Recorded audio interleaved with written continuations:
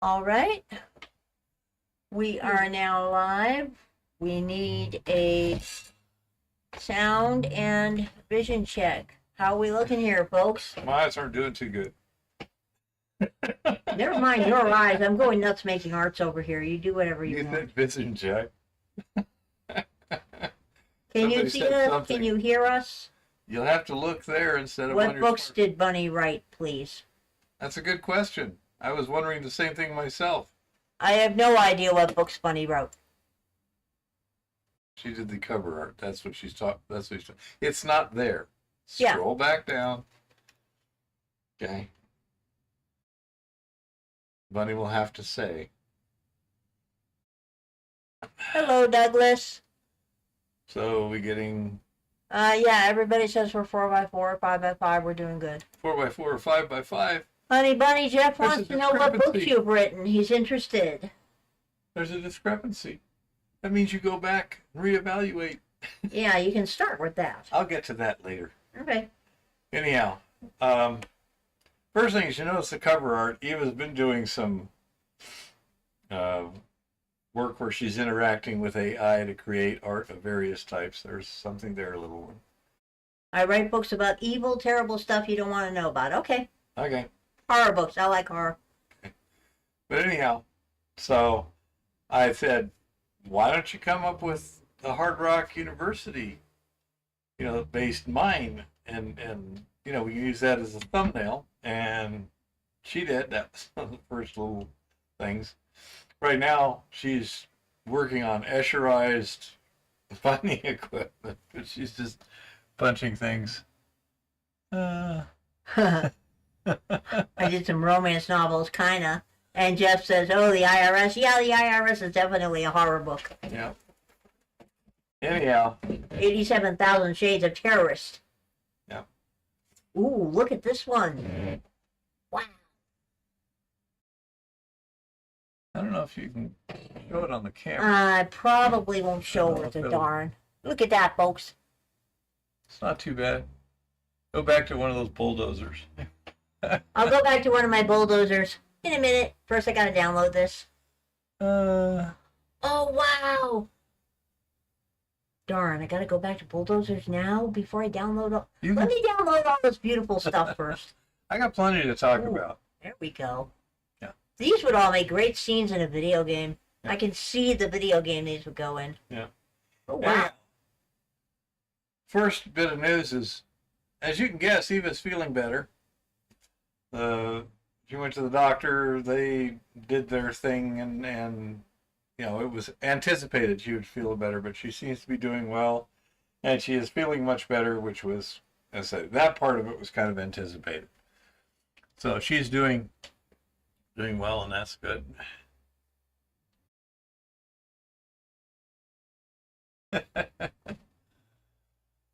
Yeah, this is some of the stuff I'm creating here. So she's in the throes of creation and stuff. Yeah, folks, don't disturb me. I'm in the throes of creation. Yeah. All y'all can yap all you want. Hey, Brian, when it came to your water with a little bit of bleach thing, I investigated that thoroughly. That you saw the shreds, the beaker, the water, and the bit of bleach I poured into it, and about an hour after that, it was clearly reacting pretty substantially. And by next morning, and I wasn't paying any attention till then, it had clearly completely stripped the shreds. Head frame! Pasteurized head frame! There you go. That's not bad. Show them. I will in a second. And anyhow, Look at this, guys. Look at this. Am I not like a genius doing Escherized stuff here? Wow. I am having fun. Don't mind me. but anyhow, Wow. so then my question was there a Throes of creation. Yeah, I'd love to. the question was there, hello John, a difference in total consumption or whatever? Because obviously it took a lot longer the reaction speed was much slower. The question was the consumption of the bleach significantly less overall? So then I took 100 grams of shreds in 1 liter of water in a 1 liter beaker, and then added 10 cc's of bleach and let it react. And there was significant changes, I'd say, for the first hour. The next hour, hardly anything. I couldn't really tell. I was stirring it. Not much was happening. And so then I let it sit overnight, and not much had changed. We're just going to have to put up with this, folks. And anyhow, so the next morning, not much had changed. And I let it set a couple of days before I did anything more to it. And I'll explain that exactly why in a couple of minutes here when I'm done. Still hadn't changed after 2 days. So I added another 10 cc's and stirred. And again, you saw some kind of a significant effect initially. It kind of died off. And Wow. calculating for 100 grams of shreds with my previous experiment, my presumption would be about 37.5 cc's of bleach to get complete stripping, if the same consumption of reagent was occurring as it was when I was doing it with a full strength bleach. That seemed to be confirmed. So Brian, if you do it highly diluted like that, it still seems to consume the same amount of bleach or very close to it. And the reaction speed is just drastically slowed down. I can see some potential benefits to that, but in most cases, it's just going to beat the snot out of your production without really saving much in terms of reagents. So that was my experimentation with that. I still haven't smelted the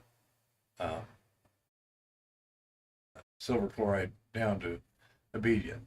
Now, as to the reason why I let it sit for a couple of days without doing anything, that's because I wasn't here. Now, the reason I wasn't here was because Wednesday morning, I started feeling a little bit weird. Not classic symptoms or anything like that, but it's like, I'm not sure. I think I ought to go checked out at the hospital. So my beloved wife done frolicked me to the hospital. And they checked and they go, first of all, I want to say, I'm not happy with how long it took them to get me into the back. Eva was perfectly willing to make for a much more dramatic entrance. But I said, hey, look, all you got to do is walk up to the desk and say, hey, I may be having a heart attack. And then just boom, right to the back. Well, yeah, they took my stuff and then sit down over there. And then Eva had parked a car and came and sat down. I would say it was about 5, maybe a little more minutes before somebody came out to get me. They took me to a treatment room with Eva, hooked me up to the EKG and said, well, it's not really horrible, but it's a little bit off. There's just a little bit of discrepancy compared to what we would expect. So then they moved me to another room. Now, I didn't understand what was going on too much around me because I'm laying down there. I'm seeing ceiling roll by and this and that and the other. I'm not uncomfortable, not having any trouble breathing, no pain, nothing like this, just a little bit of discomfort. And they rolled me into this other room and started working on me, which I figured, okay, if it's a possible heart attack, they should be working quick, damn it, you know? And then Eva was really emotional. I have never seen her that distressed. And the reason was, which I was unaware of at the time, they had wheeled me into the big treatment room with all the fancy equipment and the code clock on the wall. And Eva could see all this stuff and knew what a code clock was and everything else. So, yeah, she was... Yeah, and they reset the code clock to 0, so if they needed it, they could just start it. See? It was running when they took him in there, and then they reset it. Yeah. So, she was quite upset. they did so. The other thing I was wondering is they put some big patches on me, like EKG patches, but big ones. And I'm like, huh? Well, realized later, those are for shocking the heart, those, those are defibrillator patches. Yeah, I know. Yeah, I wasn't paying a whole lot of attention. Again, That's why I was freaking out. my job was just do what I'm told, be cool, lay there. So they continued to monitor me. They decided that they still didn't like the EKG. It was still almost normal, but different enough. They said, we think this justifies sending you into the cath lab and doing a catheterization to check out the circulation in your heart and everything. It's like, okay, fine. Sign the papers. And then they rolled me down to the cath lab, and they put the cath in me, this wrist here. And they worked for about a half hour or so. First there was a bit of prep, and then there was about a half hour of work, and then they were done. And they're like, yep, you were having a heart attack. It was 100% blockage in the right coronary artery. So they did the angioplasty and put in stent.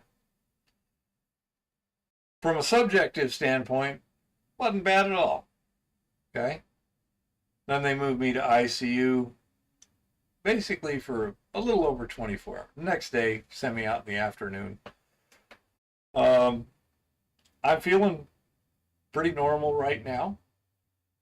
I subjectively seem a little bit short of breath, not much. And sometimes I feel a little woozy when I stand up, not much. But I'm being very careful not to exercise too vigorously. Because at this point in time, I do not know how delicate I am. And what shape, what could be dangerous, what's not, this, that, or the other. And so today, it's already 6. Sons of bitches didn't call me up today either, did they? No. Yeah. It's 11 past 6, dude. Yeah. So the cardiac rehab people are supposed to call me so I can come in there and they can wire me up and I can exercise and this and that. And their primary job is to try and get my heart in better shape. My primary thought of that is also, what can I do safely? Is it relatively easy for me to ascertain what my safe limits are or not? I don't know. Right now, I'm ignorant as hell, and I'm going to play it real, real careful because I don't ever want to see that look on Eva's face again. Anyhow, so that's the situation. How that's going to affect everything is unknown at this point. Again, I don't know what the parameters are or anything. I feel okay. My guess is I should be able to do a reasonable amount of at least moderate exertion. I don't know. So I'm in the dark at this time. Okay? But that's the situation there. Eva's hovering around me like a couple of angry AH-64 Apaches. But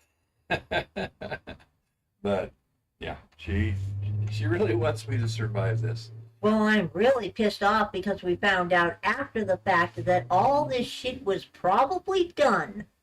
All this shit had probably been found in your aorta incident, and nobody fucking told us. I have no idea about all of it. They said they when I was talking to the cardiologist in the hospital, who's not my cardiologist. And no, I don't have a pacemaker either, Brian. No, but those stents might be metal. No, they are. Well, I don't know if they're metal or not, but I know one thing: they're not magnetic. Good. They don't put anything in your body. Remember, the hardware is still here. Yeah. How many times have I been in an MRI?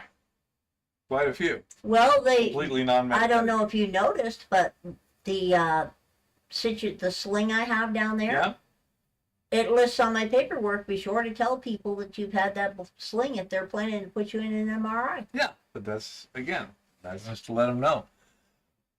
Chris Saucier says, hello, been a bit since I joined Alive, busy getting ready for a return to Alaska. Oh, well, cool. Ooh, cool. Catch a salmon for me. If you come through, Helen, stop and say hi. Yep. Anyhow, so it was told that, I still have a 70% occlusion in one of the branches of my left coronary artery. They didn't do anything about it last week because it's a little hard to get to, and they didn't want to complicate any issues. It's a real possibly no rust on you yet. It's in such a bad position that they were trying to catheterize it. There's a good chance they could poke a hole in the artery. So that's to be dealt with later or whatever. I have no idea. Again, I'm in the dark here. I don't know if this is a huge deal, if it's a relatively minor deal, or are they going to do a bypass? Are we going to try some kind of medication? I don't know. I'm just ignorant right now. So that's the situation here. Didn't have anything terribly strenuous planned for the next month or so anyhow. So it isn't affecting my immediate plans. When I called the Historical Society today, they were still saying that they're still renovating and aren't open yet. Yeah, I told you. So I left an email, and we'll see what comes back. If nothing comes back there, we just swing by there tomorrow when we're doing errands and see if we can get to some of that documentation. I have no idea.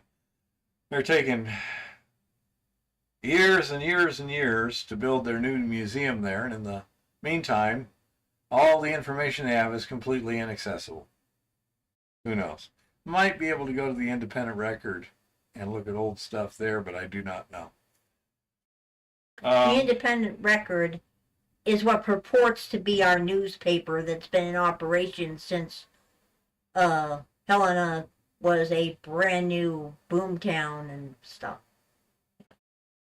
Anyhow, so that's the situation there. And we will see. Ask for your... Yeah, I say I'd love to. It'll be the 22nd before I actually talk to a cardiologist. Yeah, so I say right now, I'm just being here. The only real instructions I had was they gave me Plavix and a very high dose of atorvastatin, and said that the hand attached to the wrist that they jammed a big hole in my artery in, don't pick up anything over 5 pounds for 5 days. That's about all. If you feel anything weird, come back in. Well, was it 2 nights ago? Yeah. I had some little symptomology in one leg that could have been a deep vein thrombosis, so we went in, got checked out, everything was fine.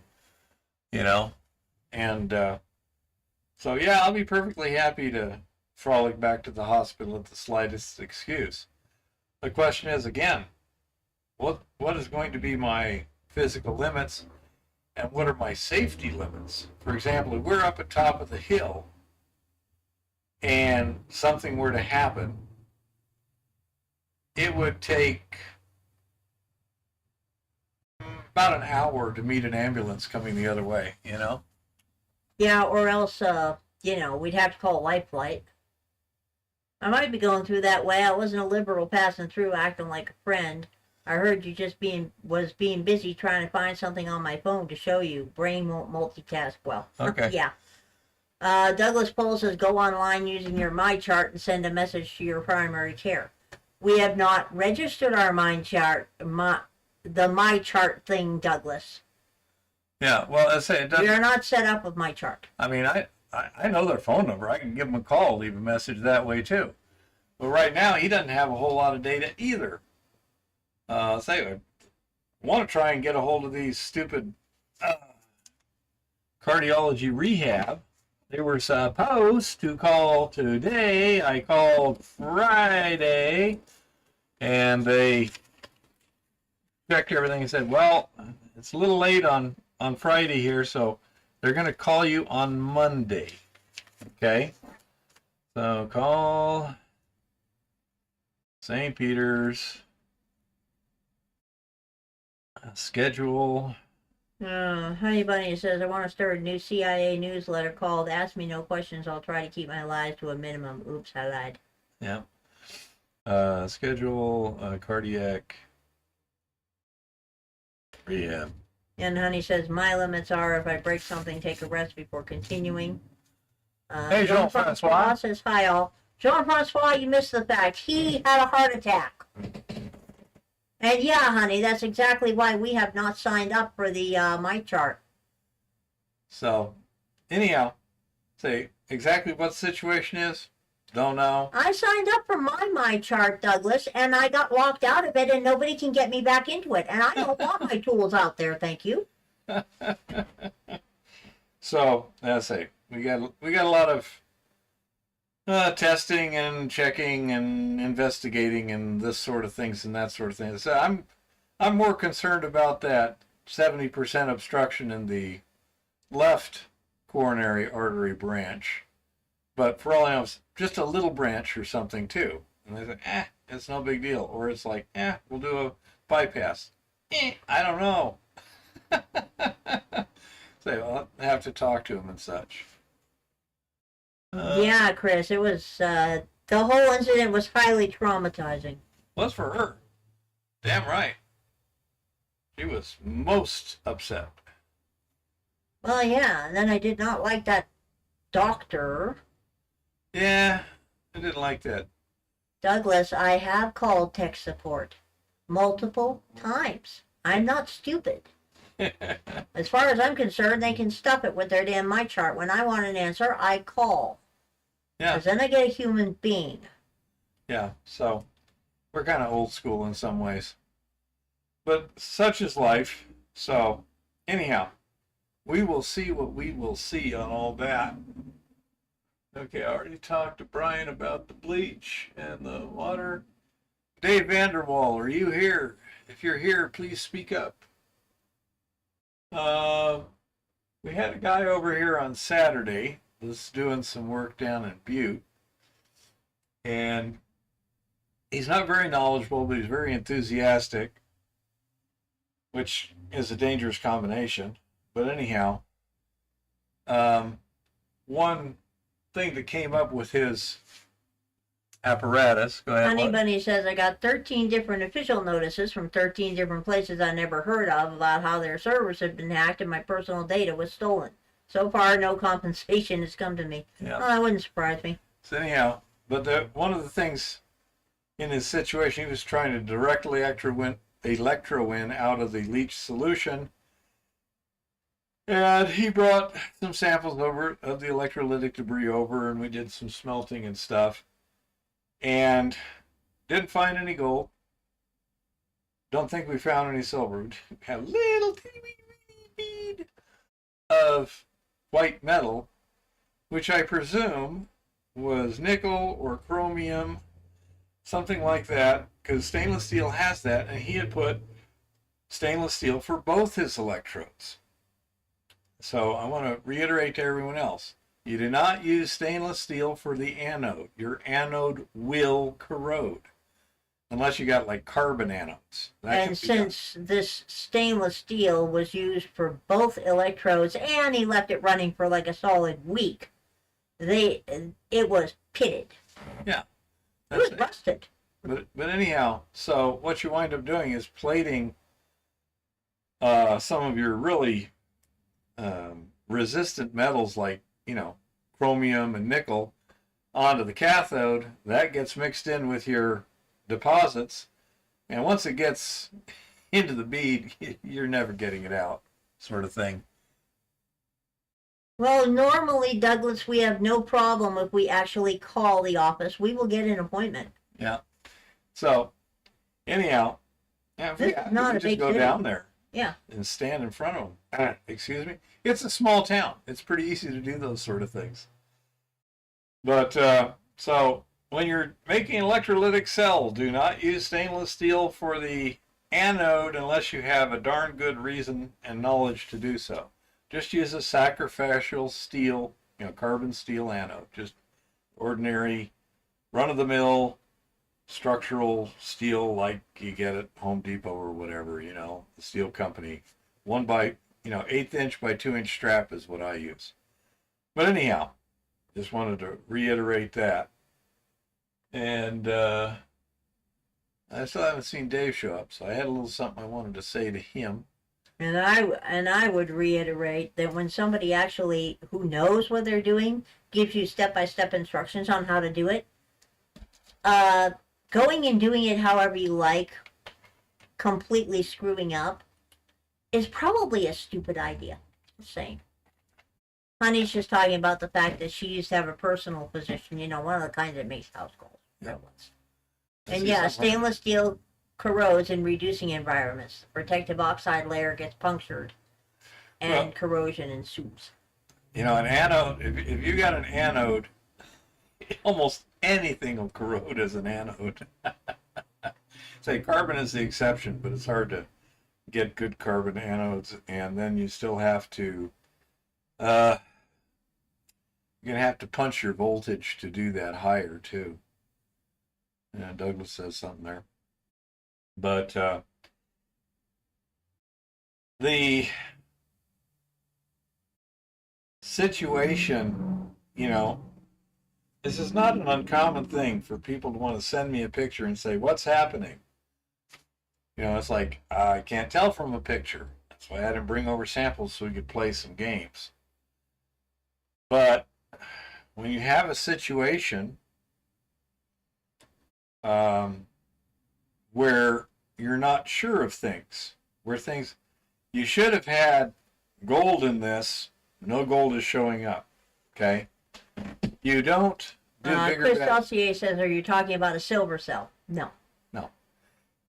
When you're dealing with something, if you get to any point, I don't care where it is, if you're going, I don't know what's happening, stop there. Back up. And continue to back up step by step until you do know what's going on. If you're not getting gold at this point, check. Did you have gold when you started? Honey Bunny says rhodium doped carbon is the best, but it's also the most expensive. Wouldn't surprise me then. Yeah, this is just an ordinary electrolytic thing, Chris. Yeah. So, I say it's frustrating at times when you got someone who has a lot of enthusiasm, but I say he doesn't have the chemistry background to even really know what he's doing. So he's just kind of guessing, well, if I take this process I saw on YouTube and combine it with that process I saw on YouTube, will that work? Answer, probably not. If the process you saw on YouTube doesn't work, there's probably another problem. Okay, either you're applying a process that isn't going to work in that situation. Yeah, Honey Bunny, people, what is frustrating about this situation is when you've got two different people who know stuff, Hard Rock here and Lauren, who know a heck of a lot of stuff, telling you step by step, and you're taking notes, and then you still go ahead and do whatever the heck you want and wonder why crap goes wrong. That's stupid. Yeah. Jean-Francois says, yeah, carbon source composition is good, but you can get nice graphite rods from arc cutter electrodes. You simply strip the copper cladding from them. Yeah. And Chris said, I've heard gold mentioned twice, so assuming it's for that recovery. Yeah, gold or silver. I mean, we were getting both from our electrolytic cell, but we used ours right. Well, I say, first of all, he's trying direct electrowinning. He's not using resin. He's not using carbon. He's not using stripping. He's just... And he doesn't even know how much metal's in the liquid. By the way, I forgot to ask him if he used that little sample of resin I gave him, try and get that loaded. Then he can bring it over here and we can dry and smelt the resin to where we're going to get 50 to 95% of the Yeah, gold in exactly. it. But the thing And is, see I if there's mean, anything there. this is it. There have been no assays anywhere in here. Okay. There's theoretically are some, but it's like one assay on one pile does not tell you what that pile is. And you didn't even see the assay itself, so you don't know if it really is. No. But anyhow, so I say the principle is if you're not getting what you expected, back up. There's a reason for it. Maybe you're using the wrong process. Maybe it's not there in the first place. Maybe something's complicating the issue. Don't keep randomly flailing about. Stop, think, analyze, call for help. Do exactly as you're told. Shane says, "Good evening." Hey, Shane. And then, work it through. But you can't just do a bunch of stuff and hope something's going to work. That's almost guaranteed to fail. You have to know what it is you have, what it is you're trying to do, why the process you are attempting is theoretically going to accomplish whatever the hell it is you're trying to do, and then see if it does it. If it doesn't, back up. Don't just keep flailing about. Backing up maybe, okay, I need to learn more. I don't know. In this case, I want to keep backing up till we get to the point where, is there any gold in it? I've asked him to, bring samples of the crushed ore. No treatment, no nothing. Just pulverized ore. Give that to me so I can pan it. Okay? I've yet to run into an ore that's of any grade at all that I can't pan some gold out of. So that's my question. Also, one sample he talked about, one assay, was like 4 ounces to the ton, but it was a mine we actually sampled. And he said, I found it outside, and that, took a sample from a pile or an outcropping or something and got 4 ounces to the ton. Well, that's fine. Well, we sampled a lot of stuff there and didn't get anything decent grade that we could see. And that was inside the mine. Yeah, and we were sampling the structure and this and that and the other. And of course, you didn't see the actual sample results. Yeah. For all you know. Another question that Eva has, and I think it's a perfectly legitimate one, if you got a number on a sheet of paper that says 4.1, okay, is that ounces per ton or parts per million? 4 grams per ton. Say, we just don't know. Well, grams per ton is parts per million. Yeah, I know, but some paperwork will It say doesn't G matter. per It's T. the same thing. Yeah, but I'm saying instead of saying ppm, it will say G/T. Doesn't matter.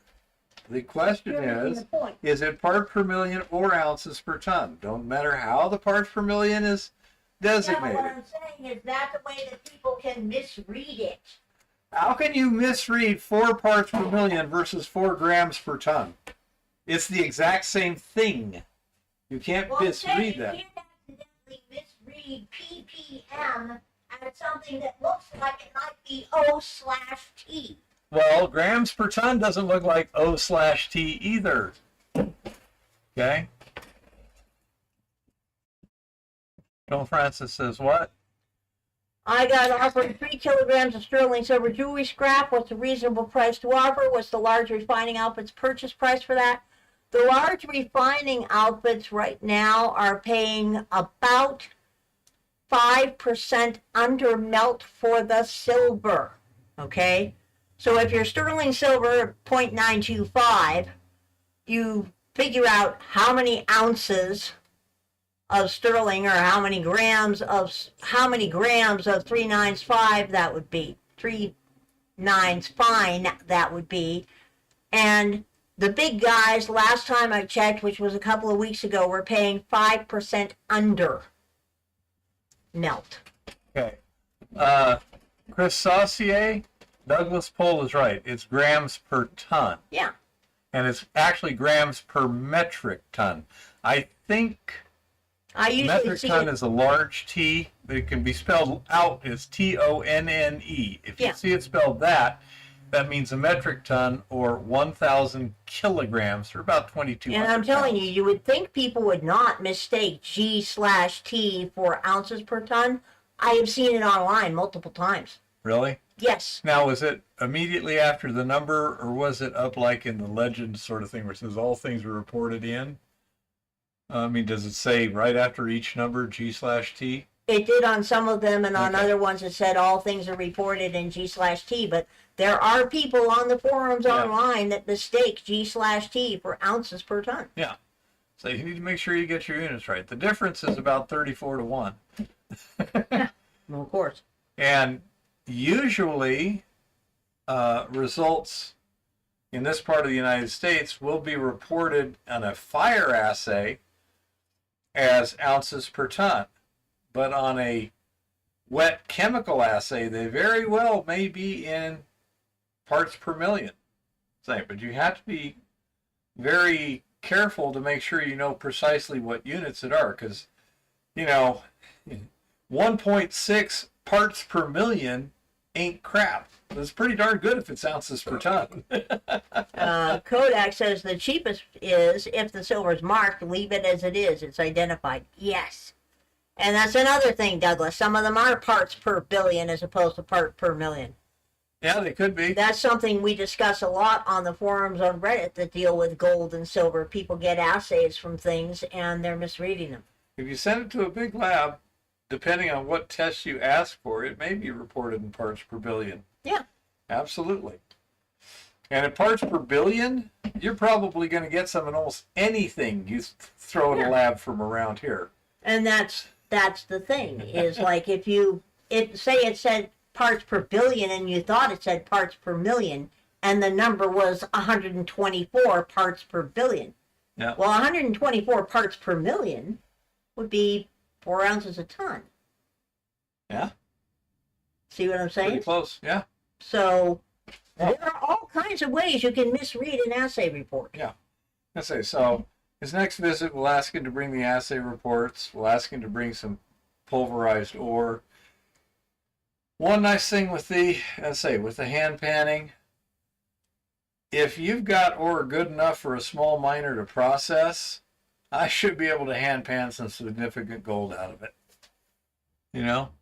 I've got a silver I stayed at 30 parts per million. That's 30 grams per ton. Yeah, that's about an ounce per ton. Yeah. But anyhow, so these are all complications. And again, I understand why he, wants to proceed on this, but it's like, let's just get some raw information. He changed his electrodes, and he still, as far as I know, hasn't done the test where it's like, okay, stick your electrodes in the solution and put 1/10 of 1 volt on it. Observe. If nothing happens, add it another 1/10. Keep going till the first time you observe deposits or a change in color, and then leave it there for a while. And then, if nothing significant plates out, crank it up another 1/10 of a volt. These are very tedious things, but if you don't do it that way, then you have no idea what's happening.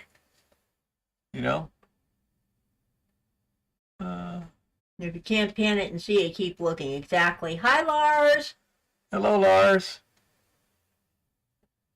So. Yeah, that's exactly it, Douglas. If you can't see it, and this is the kind of person, I'm sure you've run into these kind of people before. Anything that looks even faintly yellow has got to be gold. Convinced they can tell every variety of pyrite on the planet, and anything they see that's yellow is gold. Yeah, this is where I want the samples, so we can take a look and, go from there. If there is such a thing as stage 4 gold fever, that's what it looks like, folks. Yeah. He's very, very emotionally involved, and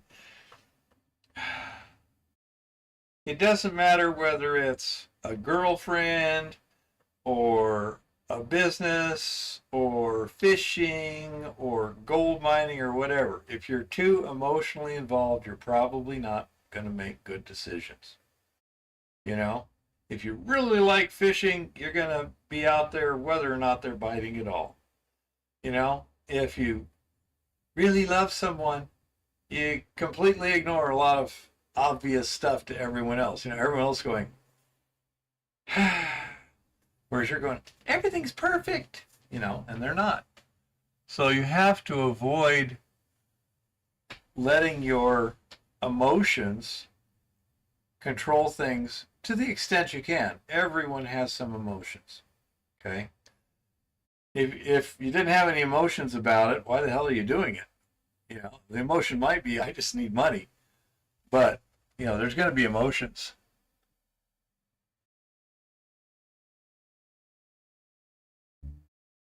Yeah. That sounds pretty good, Jean-Francois. Now, Eva would, of course, process it because she loves silver. Emotion. See what I mean? Yeah. I mean, like I said, Jean-Francois, around here, as recently as 2 weeks ago, people who would buy it in bulk to refine it were paying 5% below silver melt.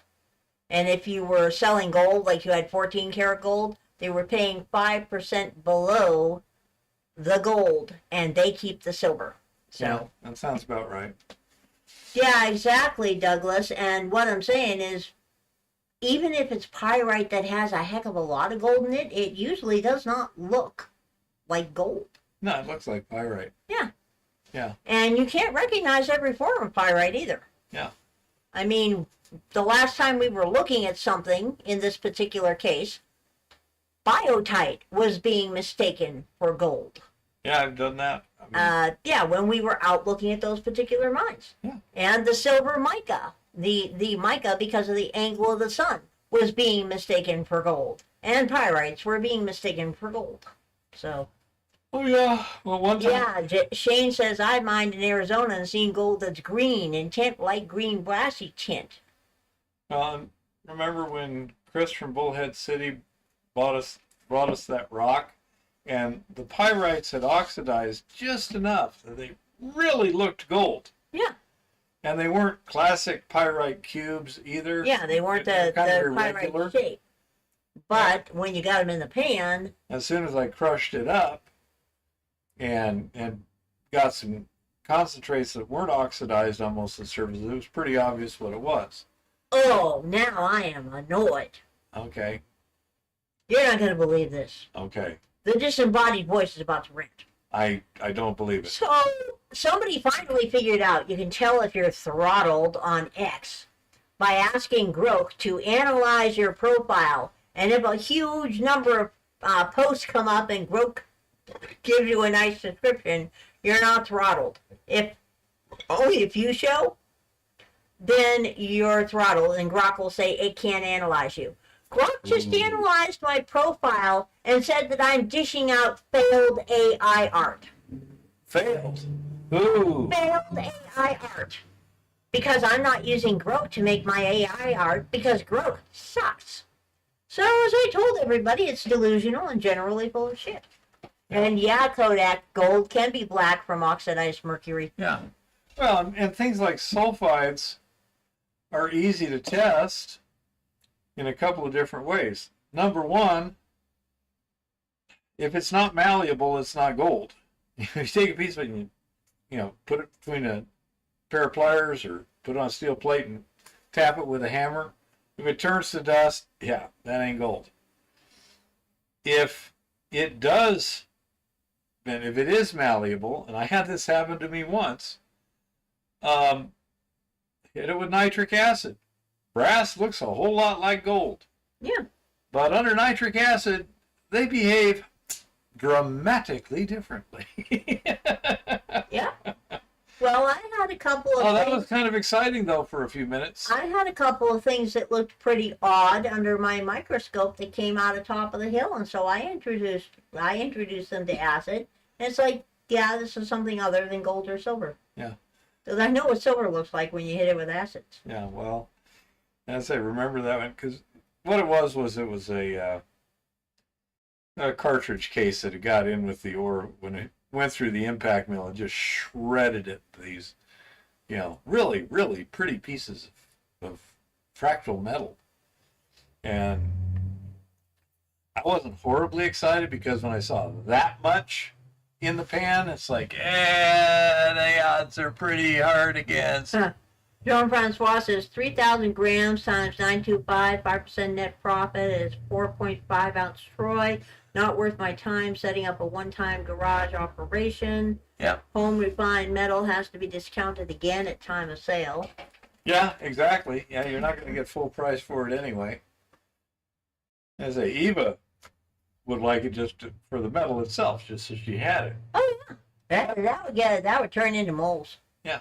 Well, in a case like that too, you could theoretically, I'd have to take a look at what the actual, voltages of it. You could theoretically take the sterling, melt it down as is, Yeah. turn that into an anode, and then electro refine it too. Yeah. And you wouldn't use have that to use street tips.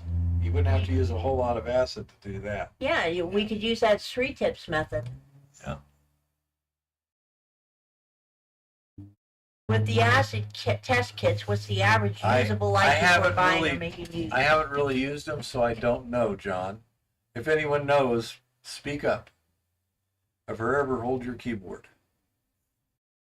Oh, but yeah, I was like, I cannot believe dishing the AI fails. I am so pissed right now. Yeah, show Jean-Francois some of your AI failures there. Oh, I already showed my AI. No, not to Jean-Francois. He came in a lot later. Oh, that's right. Jean-Francois did not see. You're not going to believe this, dude.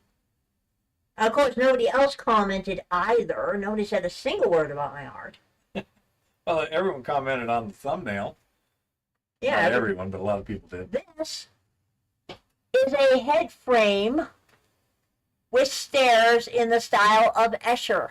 Look at that. And Groke is calling my art fails.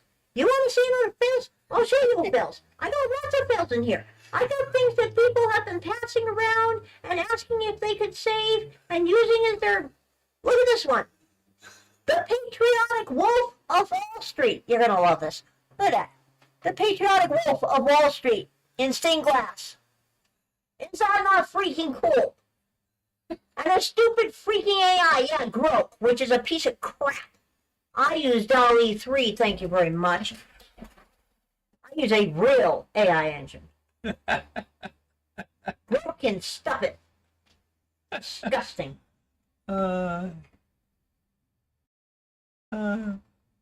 Anyhow. Yeah, she's feeling better. Disgusting and ridiculous. So, as I say, when you're involved in this kind of stuff, especially if you don't have a high level of knowledge of things, you really, really have to be disciplined. John Faber says 8 months or so he's been told on the testing kits. Shane says he had a buddy do what you were talking about with making the silver anode, and it worked really good. Yeah. So you should be able to put a particular voltage in a particular solution to where the silver will plate across, and the other stuff either goes into solution or goes into... Look at this Escher Wolf. Look at that Escher Wolf. Isn't that freaking awesome? Okay.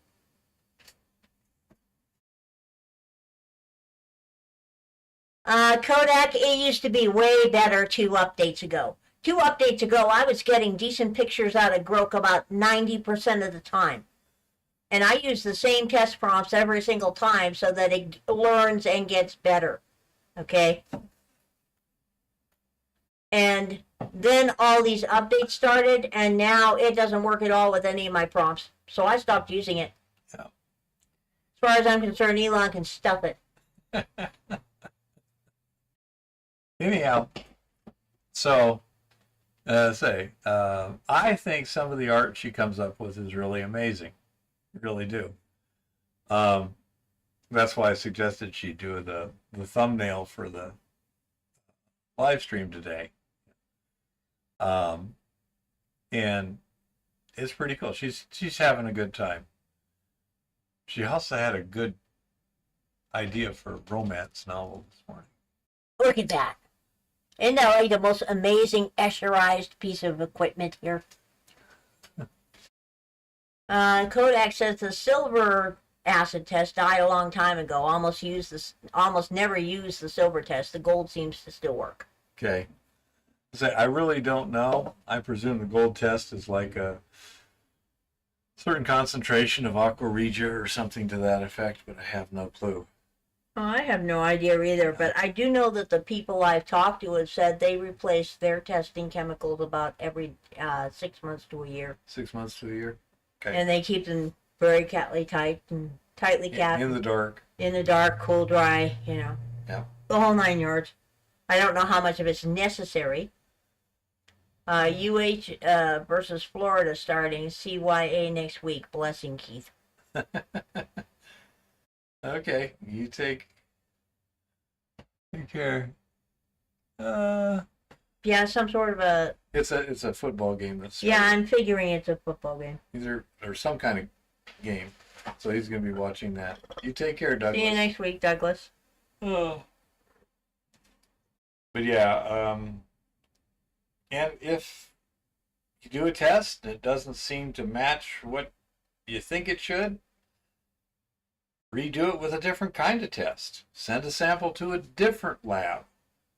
You know, Always assuming you sent it to a lab. if you got a fire assay from lab A, and yet it doesn't seem to match the other stuff from the thing, like for example, not the hand pan. Basketball. Or okay. Baseball. One Yeah. of the two. No, I'm pretty sure. Well, it's B-ball is what it Yeah. says. But anyhow, so if your fire assay from lab A doesn't work, yeah, try a digestion assay from lab B. Do something like that. In our case, we could always take some Eco Gold X, do a bottle roll, and then take the solution over to our lab over here as an alternative assay method. Advantage there. What do we do? Do we do kilogram or half kilogram tests for the bottle roll? Kilogram. I thought it was a kilogram, yeah. They were kilogram tests. Yeah, so we do 1 kilogram of material, so we get a lot better statistics than a fire assay because there they only use 30 grams. And again, so there's other ways, but the important thing is keep backing up until you've got it under control. Oh, Trump came up with another new word. What? Terraphobe. Yeah. But I say that's just one of those principles that you'll use all over the place. If you're doing this for very long, you're going to find something that just, wait a minute, what's going on here? Stop. Figure out what's going on here. Then proceed.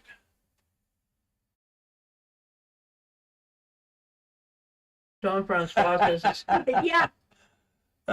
Yes, that is a very common thing. Refiners, there's usually a 1% just because fee.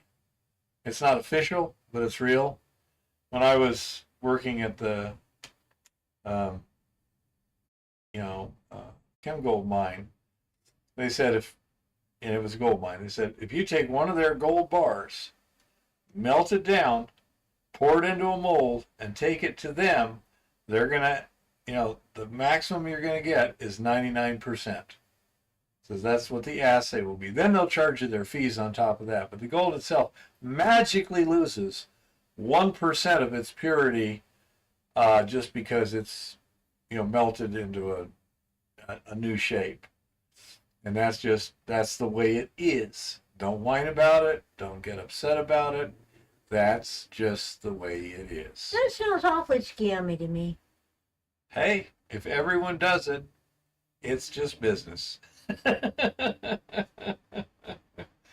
So I say, anticipate that their analyses are going to be different than yours to a little bit, But Oh, I don't think What? you saw this one.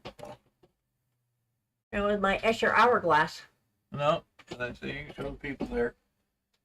No, they're not even commenting on my art, so I'm not going to bother showing them anymore.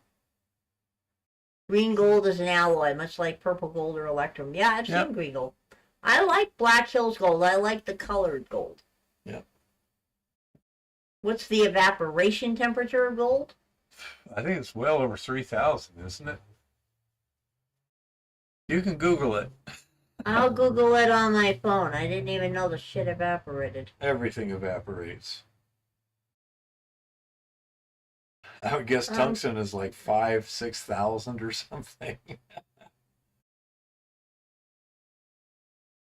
Gold evaporation temperature, around 1400 C. It is not necessary to reach the boiling point of 2700 C. Under vacuum conditions, the required temperature is significantly lower, around 950 C. Yeah. Just letting you know, but gold's ideal evaporation temperature is around 1400 C, and y'all can do the math.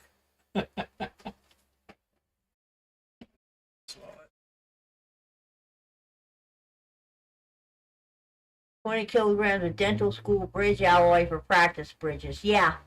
I have no idea what that stuff is. I wouldn't think the alloy parts, I wouldn't think the practice parts are genuine dental metals. I wouldn't think if you were doing it literally on a bench as opposed to, you know, in people's mouths that you would go to, you know, the proper silver alloys and stuff. Probably a lead tin or something like that. Yeah, tin would be my thought. Well, I was just giving the numbers for pure gold, honey bunny. Yeah. John Faber says weather's getting better and got a contact for assay, so we'll crush and split before sending. Looking forward to the results. Oh, cool, honey bunny. Yep.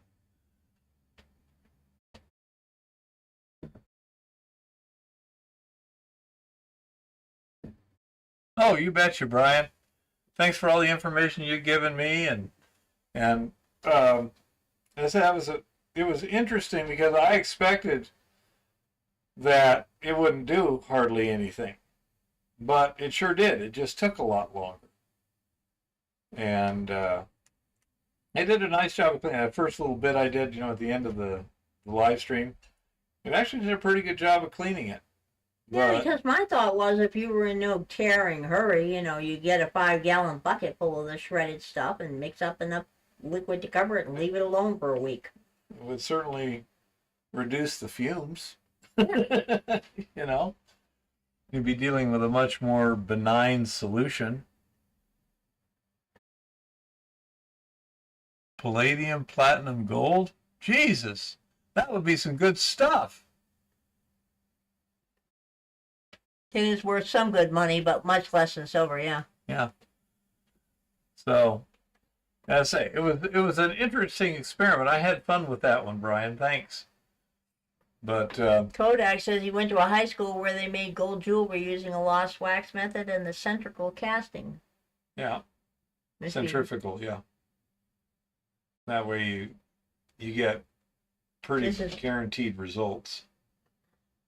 One of my clocks that you haven't seen. Yeah, that's pretty cool. Yeah, that I'd actually like to make. I don't know if that's even physically possible to make. Yeah, it is.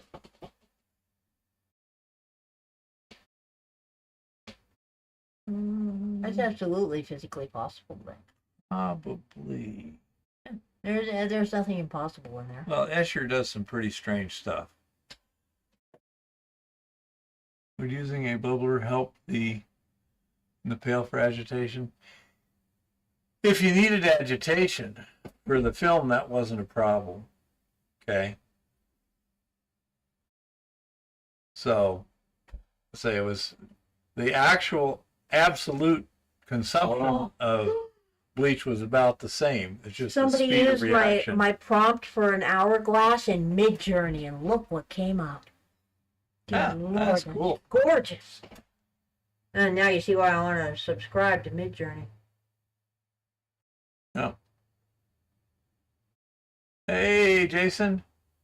It's 10 minutes before my bedtime, and I wanted to stop in and say hi.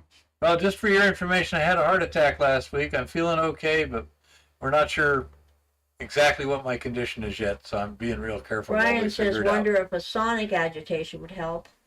Don't know.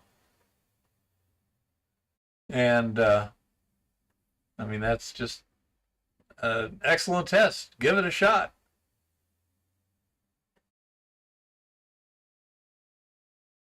So, I would think it very well might, but I just don't know.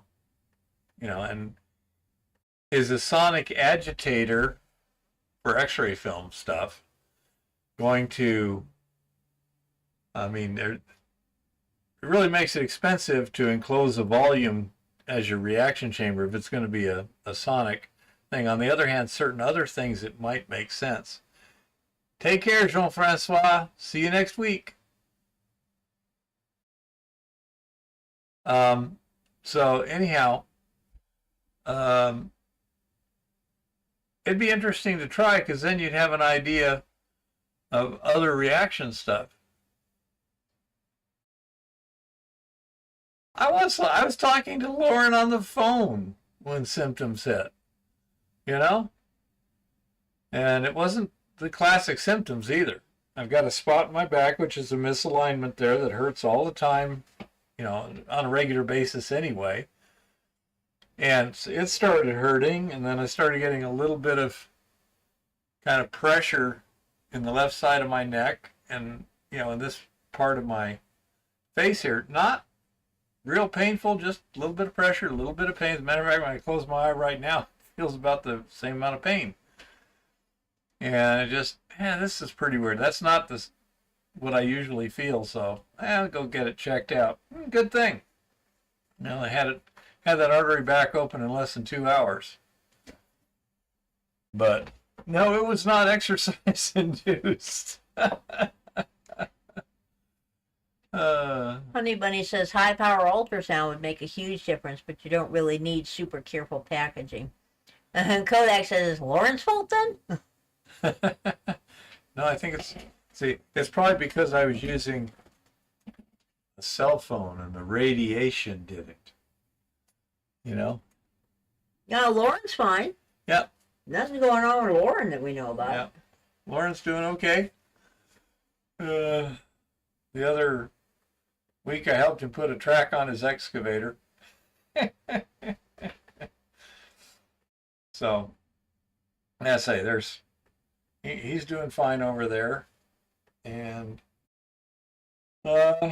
research-wise, we've got more research we can work on. Laura says, I sent my heart to a lab to get it tuned up, but they say parts are no longer available. That sounds about right, Lars. I would believe that. Yeah.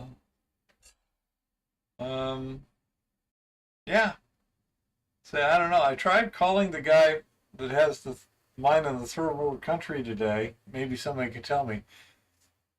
The phone call I don't even think it rang.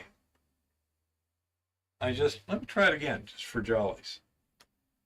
I think it just didn't. Oh, wow. At all. Jasmine Crockett says America needs illegal immigrants because black people are done picking cotton. That's interesting. Yeah, I haven't seen a person picking cotton in a long frickin' time. I've seen some machines doing it. At pretty high rate of speed. Oh, it's ringing.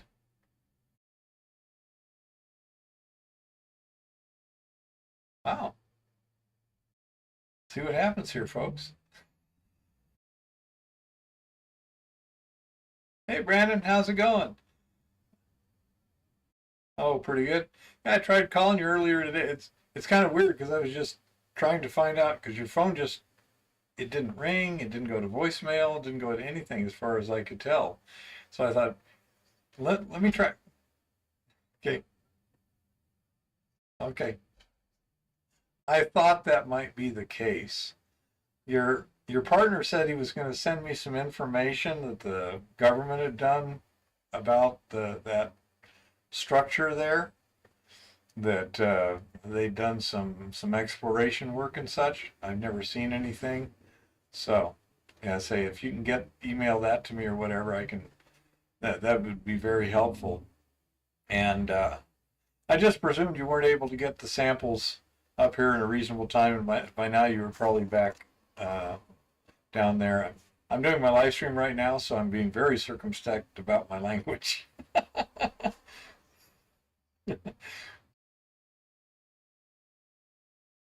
Yeah.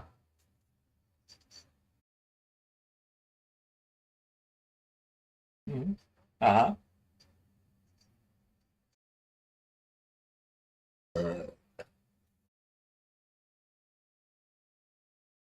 Excellent. Excellent. One thing that happened, I was because you're way the heck down there. I was thinking I probably ought to put something together that's more of a written down, structured thing on how what decisions you need and how and where and how it affects the flow sheets. So I'm coming up with an actual little handbook on mill design. Thank you, and I will have some nice diagrams and things like that so that when you're not in contact with me, you can say, well, what am I supposed to? Oh, that's right. That's what I need to take into account. So thank you for inspiring that. Well, if you're going to invent a new kind of hammer, somebody else probably needs one also. Exactly. Anyhow, glad to hear you're back down there and we're working on those samples and stuff. By the way, again, just for your information, I had a heart attack last week, but it doesn't seem to have done too much damage. So, yeah, you can hear I'm feeling fine, but I'm being very careful what I'm doing until we can thoroughly evaluate everything. But so it certainly doesn't affect anything that you were going to do up here. You know, I can do stuff like that, no problems. He'll be right with you guys. But now that doesn't sound good. Alrighty. Well, I will go ahead and let you go here and get back to my live stream, but at least I got a hold of you this time. I thought maybe you were, out of the country and that's why it was such a weird response.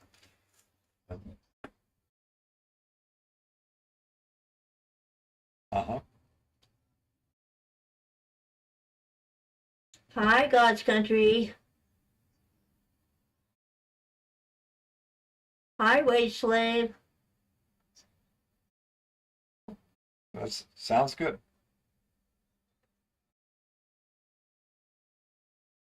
Should like it was before, basically. I'm not doing anything in particular on anything particular date except for doctor's appointments at this point, you know.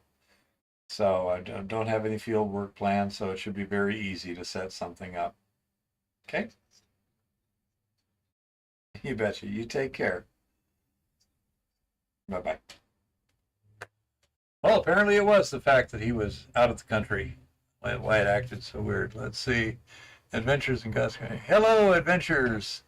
Yeah, hello, adventurers, and they're discussing the fact that, yeah, maybe black people would be picking cotton if black people owned combines, to which Shane said Yeah. probably makes him more likely stupid. Well, that's the same chick that's apparently still collecting the Social Security on. Yeah, she was still collecting mother. Social Security on her dead grandmother or something for like 14 years. Yeah, something like that. Yep. Yeah, wage slave. In case you missed the news, he had a heart attack this past Wednesday. Yeah. And I've been showing off my AI art, and everybody's been politely ignoring it. I'll remember that, people. Come on, guys. Ooh, ah. I will have to go to the restroom for just a minute here, so.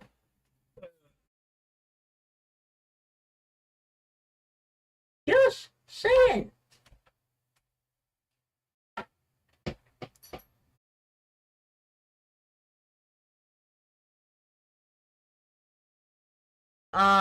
Shane, he does not drink alcohol. So,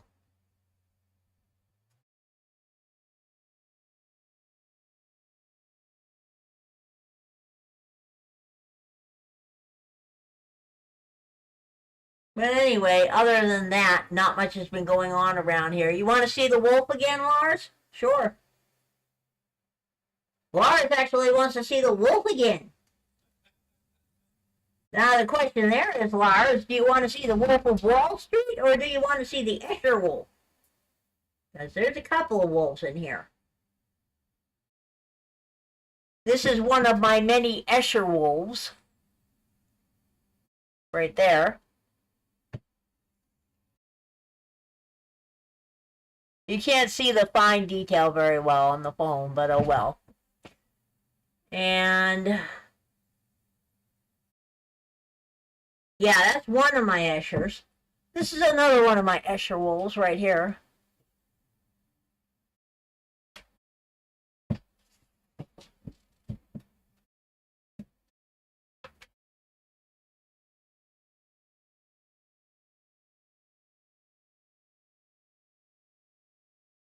Yeah, exactly, Shane. It's probably insider trading in that case. Lars, I'm using an AI program called DAL-E 3. The only thing AI is good for is making art. Other than that, I think it needs to go away. And as a matter of fact, Grok apparently knows that I'm using DAL-E 3 instead of Grok, because when I asked Grok to analyze my X profile, it said I was dishing out AI art fails. Fail the AI art. AI art fails. Yeah. Which I told everybody, I keep telling y'all that Grok is delusional and full of shit, and nobody believes me. Now maybe they'll believe me. Because Grok is, in fact, delusional and full of shit. This is a known fact. And for those who came in late too, Eva's feeling much better. And as you can probably tell, she's fairly spunky.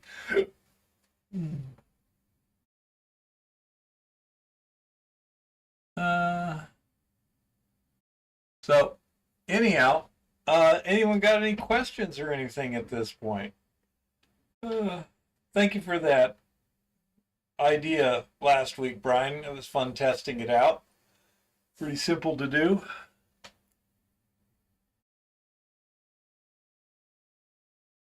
Laura says, send me your favorite and I will do it in wood like your time. Oh, wow, that would be so freaking cool, Lars. They're only phone-sized pictures, but I'll be happy to send you my favorite. Does it have to be one of the wolves? You don't realize, guys, I have thousands of these. Laura says, can I red dissolve silver chloride? Can I redissolve, I think is what he's asking. Yeah, I think he means redissolve.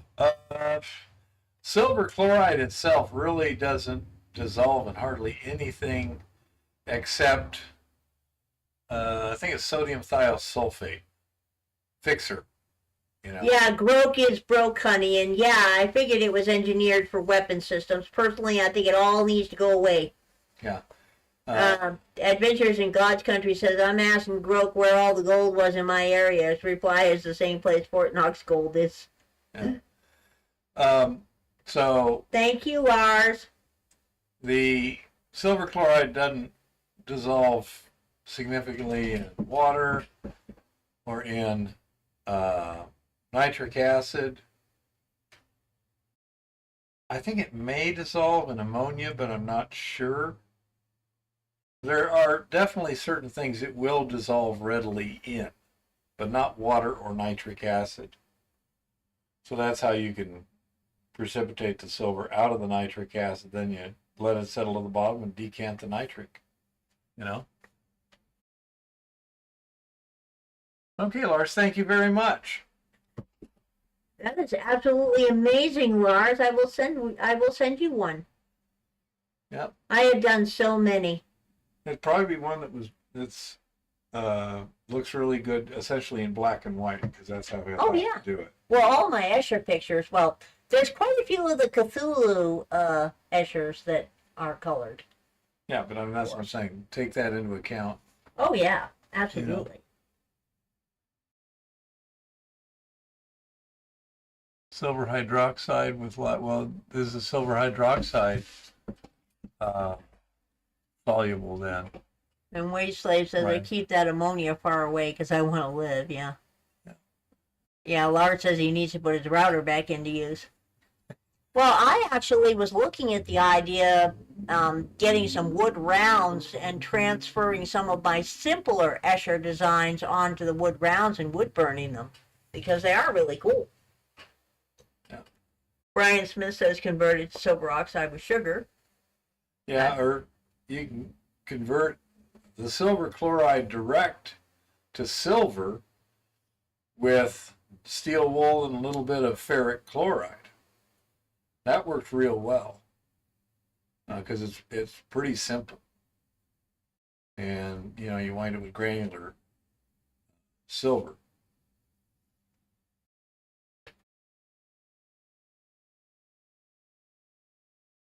Yeah, I say, Brian, that's kind of a nasty process. You're using lye and sucrose and stuff like that. If you just take a little bit of ferric chloride when it's just barely above damp, it's a slurry, but very high solids. A little bit of ferric chloride, and then just start feeding in steel wool, and it'll convert it to metallic silver that way. It's a lot easier to handle, you know.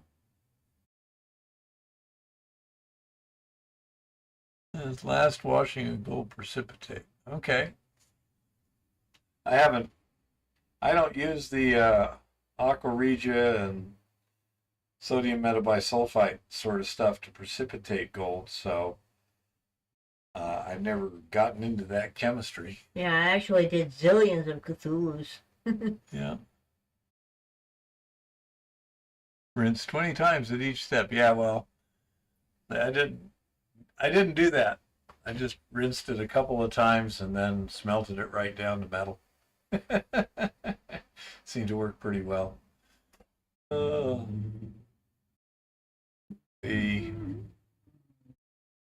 nice way to get metallic silver from silver nitrate is just cementation on copper. That works pretty well to get our metallic silver back for parting silver. You wind up with finely divided. Look at that one. That's a set of balance scales. Pretty cool, huh? Yeah.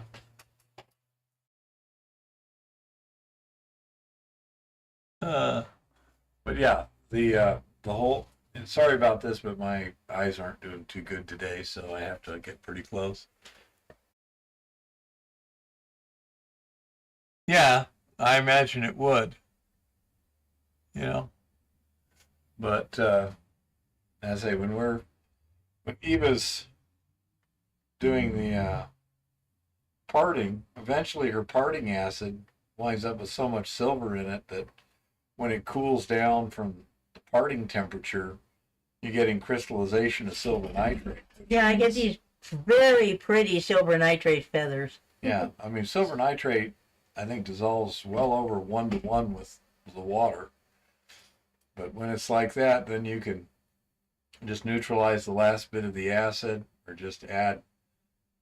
You can just put excess copper in there and let it dissolve the copper to get rid of the acid. But yeah, it precipitates nicely on that. Works well.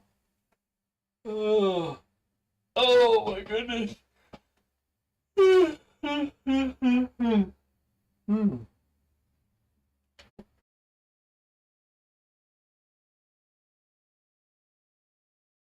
Oh, there's a lot of copper scrap everywhere right now, huh, honey bunny?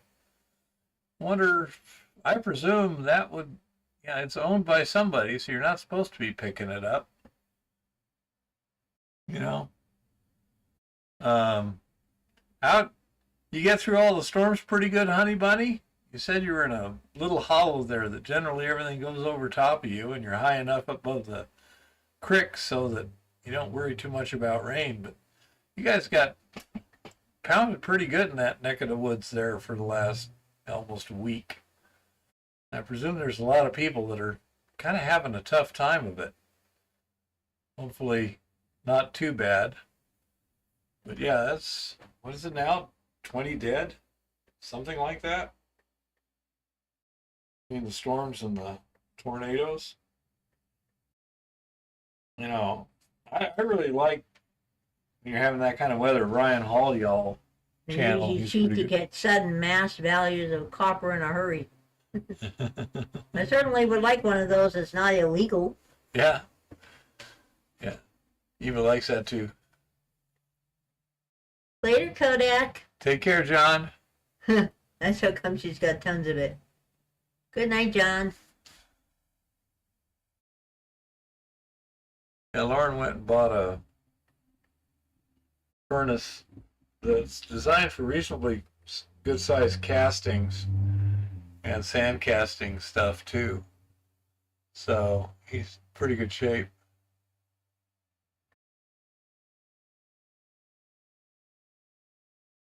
Yeah. Glad you got through it okay. You and the kids. The four-legged kind. Oh, my goodness. What time is it? 7:20. 7:20. Okay. Yeah, so we didn't get a whole lot done this week for obvious reasons. She said they're too high up for the water to do much there, and those who died were a long way from her, which is a good thing. I mean, sad that people died. Yeah. Well, they had some really strong straight line winds too, and that always has much more area than a tornado does.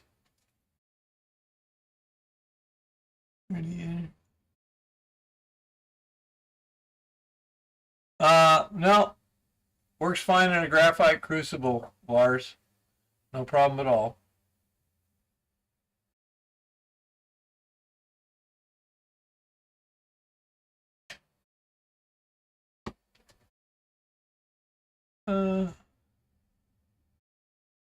Yeah, I agree, honey bunny. Yeah, we've melted gold and graphite. We have some graphite molds. We used to cast gold in.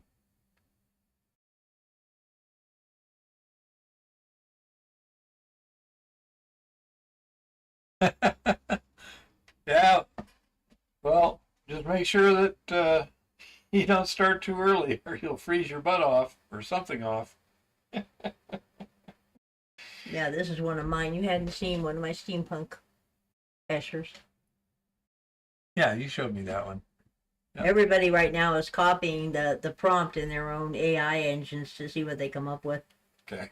And nobody else is getting good shit like mine. You know how to sweet talk the AI, huh? Nope. Because I got a good AI. I have an AI that understands Escher at the moment. To the extent any of them can.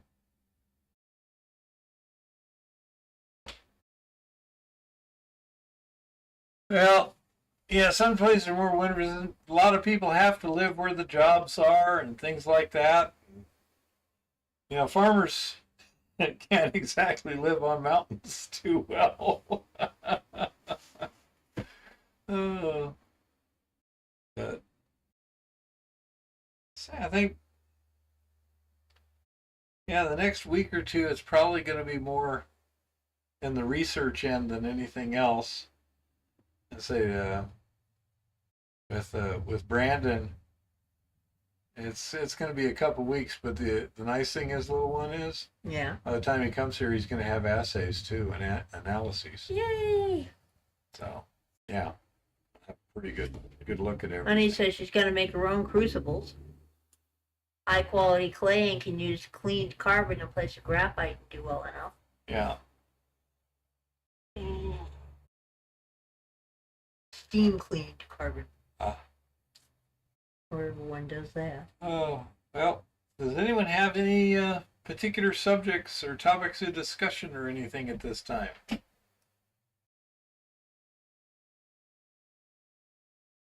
I'm very, very glad that I'm pretty functional at the moment. And I'm very, very sorry I put Eva through that. I'll do my best not to do it again. You know? But that was, it was very distressing to see how upset she was. That was no fun.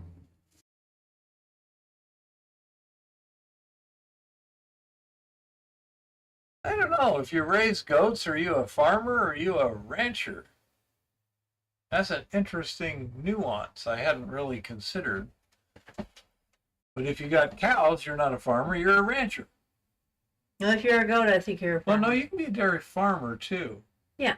I guess it depends on how you get the grass. A rancher is more natural graze, whereas a farmer. Nah, a rancher raises meat. A farmer raises things that make food. Yeah, Lars.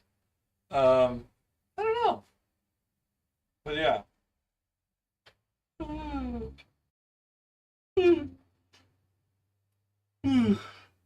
Well, if we don't have any other subjects or whatever, or something someone wants to talk about, probably be getting ready to call it a night here. The situation, what is it? Dairy farmers, yeah, you're right. As the political situation, everything continues to be kind of interesting, and so not huge changes as far as I'm concerned. It's just going kind of the way expected.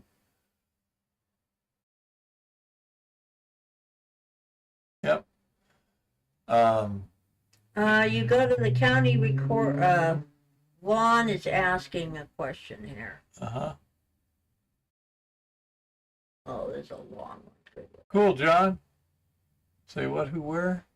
He wants to know how to record a mining claim. You go to the Okay. county recorders to record the location Is it notice. here or there? On my phone. Okay. County recorder to record the location notice, then BLM, you take the location notice to file your claim, right? Yeah. But it has to be marked on the ground, monumented and stuff according to the rules in the state you are in. It varies from state to state.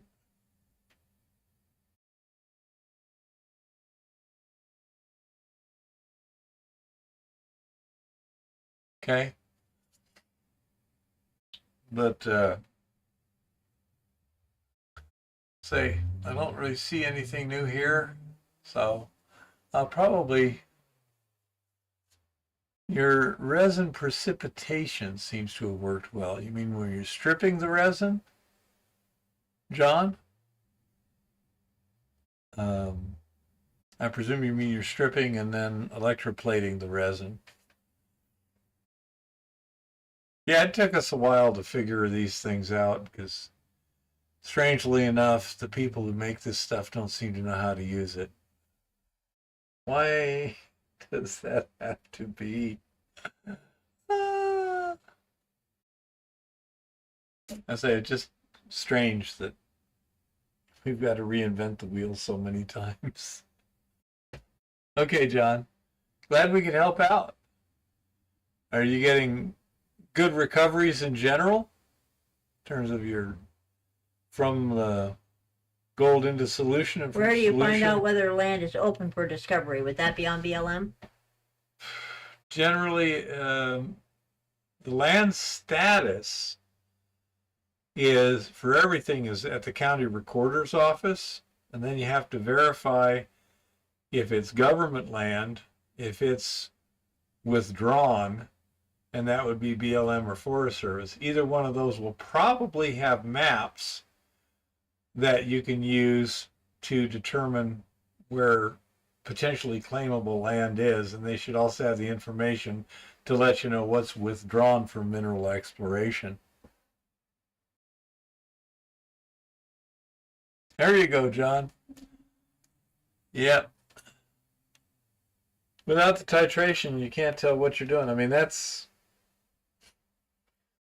why we developed a lot of those tests too, because it's really hard to drive with your eyes closed.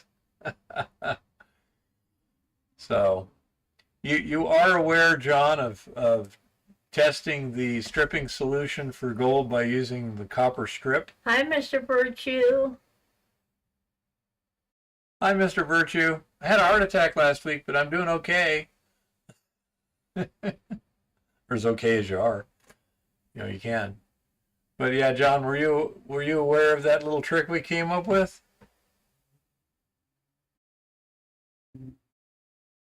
Yep.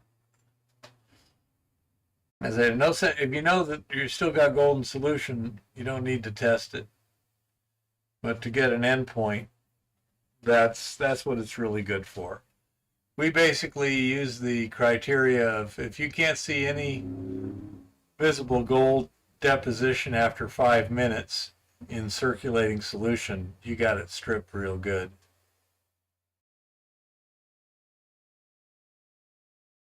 Yep. So let's say things like that are little spot test in the Eco Goldex solution. Yeah.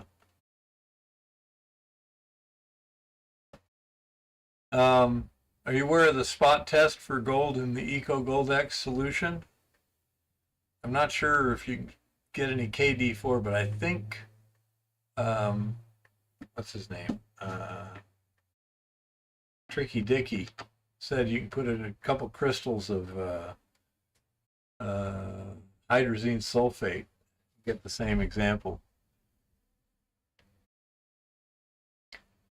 Oh, everything's going pretty good, Mr. Virtue, with the exception of, I don't know how my heart is going to be working and what's safe in the future, but I'm feeling good. I'm also in the process of writing a handbook on milling processes and decision making and stuff. So I'd say, aside from a heart attack, everything's going pretty darn good. John says running about 0.31 to 0.34 volts and look for amp drop as well. Yeah, that would usually give you a good indication that you're pretty well stripping out the solution.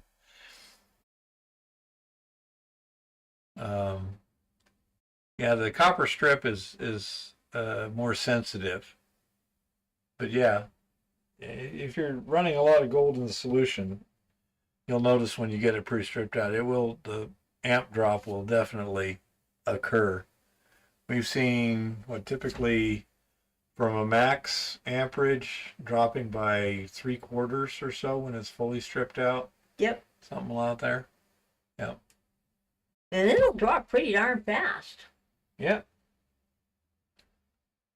Once you get it stripped. Hydrazine sulfate.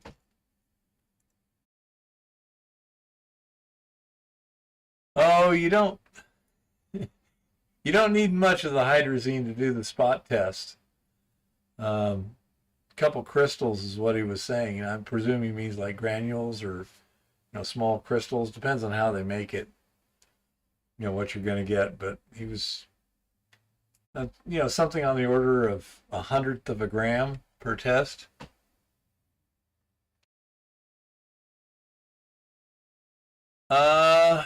Not sure, wage slave.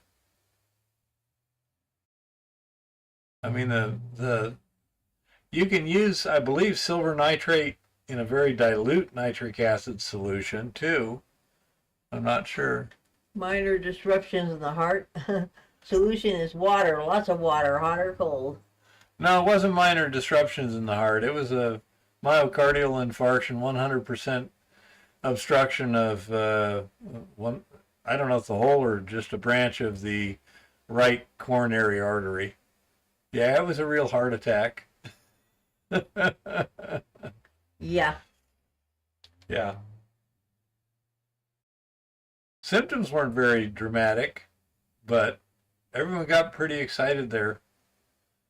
And luckily they have all the stuff at the hospital here, and it's, I don't know, 5-10 minutes away, so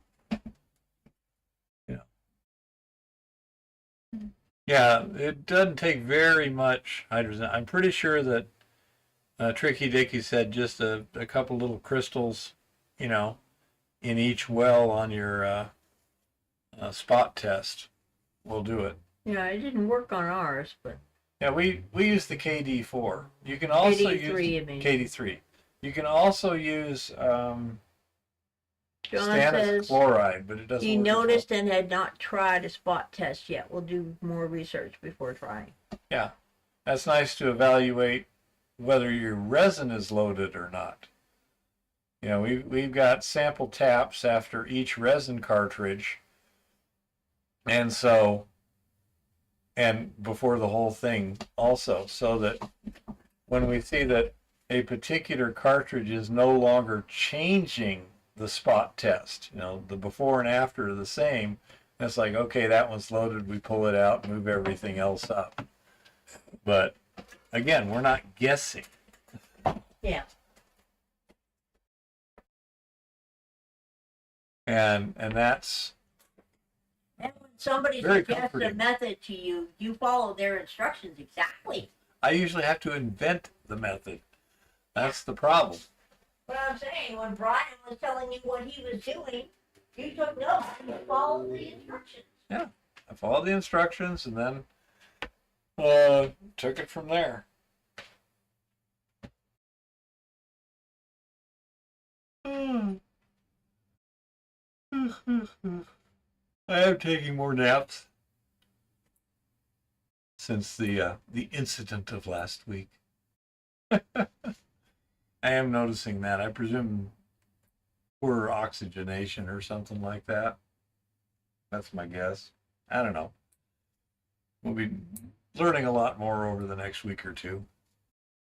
Considering the fact that every time you doze off in the hospital, that pulse ox thing goes crazy. Yeah. Anyhow, we do have some hydrazine sulfate somewhere, don't we, theoretically? Yeah, we had some in the lab. Yeah, did you? Crystals. You Little bottle that we got off Amazon. yeah, and you tried that and it did not seem to work? Yeah, it didn't work. We Did- tried it. Did you put crystals in or do we just put solution in? We tried both ways. Okay. According to Eva, we tried the hydrazine sulfate and couldn't seem to get it to work. Don't know.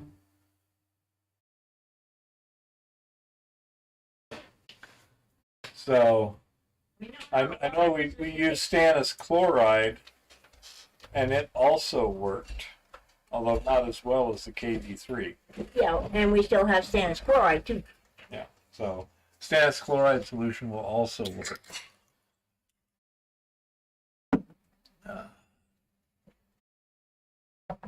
Yeah, I mean the stannous chloride, I believe it was not. You said it was not nearly as exact, down to nearly as small. Well, a it's number not or as something. sensitive Yeah, down to nearly as small. because a it number. doesn't give you a dark of result.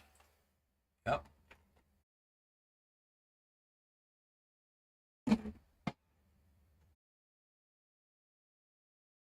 So anyhow, anyone else got a subject out there?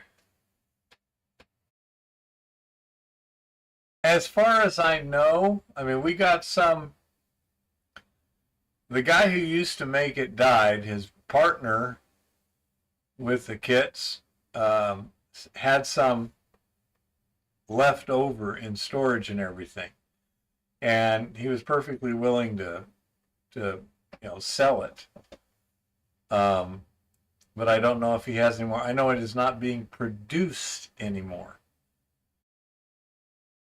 But exactly what it is and how it works, I'm not sure.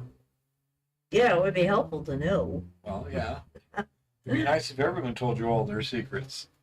They don't. Gee, I wonder why that is. Luckily, I mean, we've got 2 pints of it and use 1 drop per test. So we got a pretty good supply. Oh. Yeah, yippee skippy. Oh. Oh. Oh. Oh.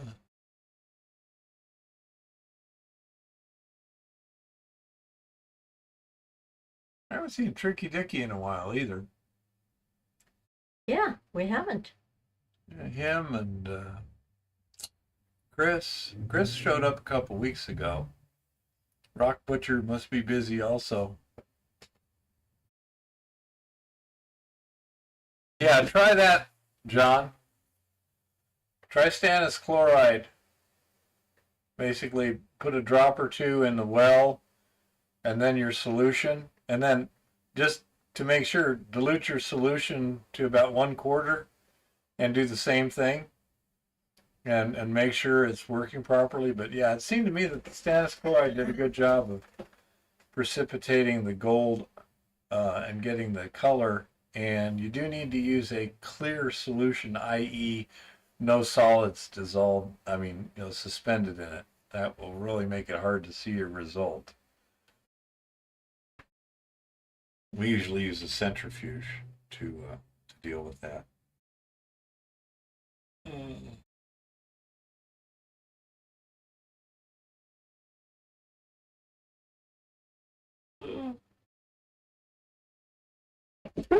Oh, excuse me. I think it's getting to my nappy time. Yeah, pretty much. You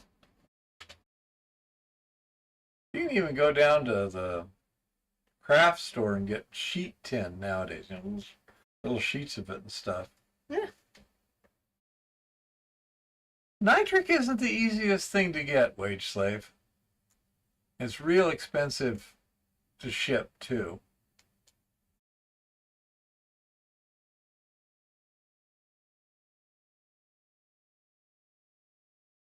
I suppose no zinc. Yeah, be zinc, not tin. But yeah, you can get tin sheet, zinc sheet, stuff like that at the Hobby Lobby and such.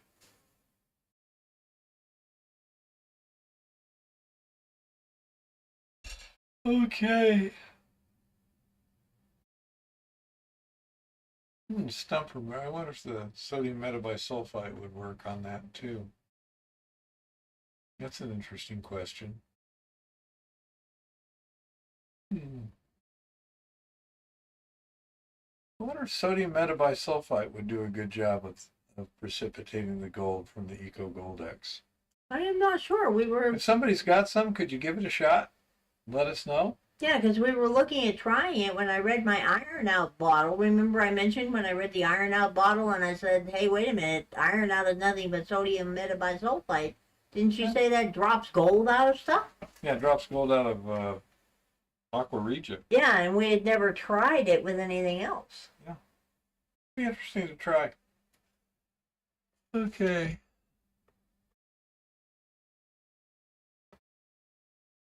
So, any metallic nitrate, calcium, sodium, with sulfuric acid can be used to make high purity nitric acid. Oh, okay. That's nice. We got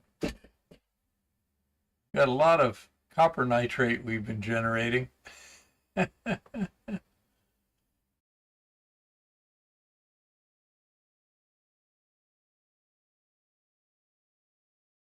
Yeah, filtering slurry sucks. Settling is the quick way to get most of it, but to get a really clean liquid is a different story. And that's one of the reasons we use the leach pad, because it's also a filter. And we'll dump well, what do we have? What's our load of solution in there? 374 gallons or something before we add the solids. And with that leach pad out there, it takes a couple days for it to percolate through. And, dump it out on a pad, you can let time do your work for you. That's why we did that. We started with a small thing and then just expanded it. Okie dokie. I think I'm going to call it a night, folks. I'm starting to get kind of sleepy. So, we got a last question or whatever. I'll hang in there, but get ready with your post, honey buddy. Mm.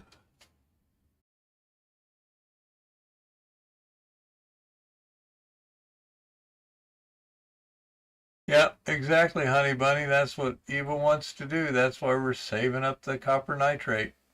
Yeah, that's what I want to do. Yeah. The idea is to make the the nitric acid and distill it off. Well, that's why you don't want to separate the slimes from the coarser stuff, John. If you use it all together, then you'll get a faster filtration rate. Okay? If you separate the sand from the slurry, like say with a sand screw, and then try and use the rest as a filter, it'll slow things up significantly.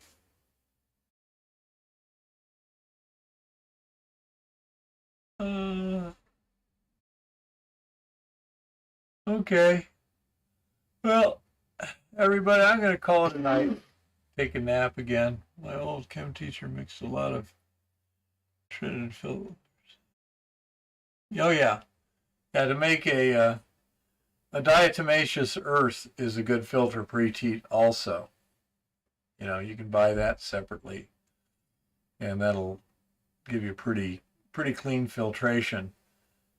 But again, the finer you filter it, the slower it goes. That's just physics. So, okay, I'm going to call it a night.